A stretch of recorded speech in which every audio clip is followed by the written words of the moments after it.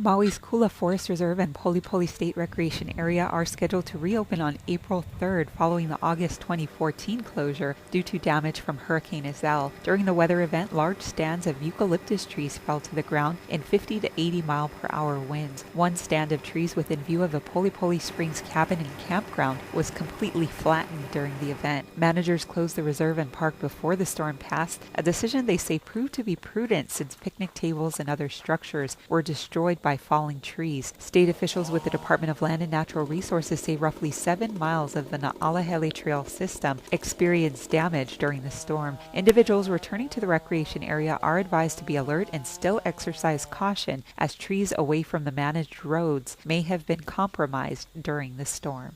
So basically we're trying to mitigate the safety hazards that we have here, and your video will show some of the issues we've had.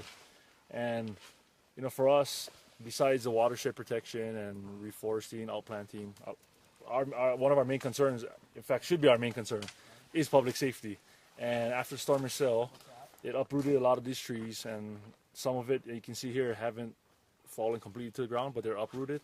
So they pose that safety hazard for our public users, and we're trying our best to mitigate these issues before we reopen the forest reserve, and hopefully we can get it done. To this point, 100% the people that call our office, after I get to talking to them and explaining what had happened, and sometimes they even come in to see some pictures, and we even explain what we're doing now, the process that we've been having, some of the trials and tribulations that we've gone through. By the end of our conversation, I make it a point to emphasize the public safety. Regardless of how fast we want to open this place, public safety is still the utmost important. So once I explain that to them, it's usually okay. They're very grateful and thankful that we're doing it by the end of the conversation. So, you know, it's just information sharing, I think, what it comes down to.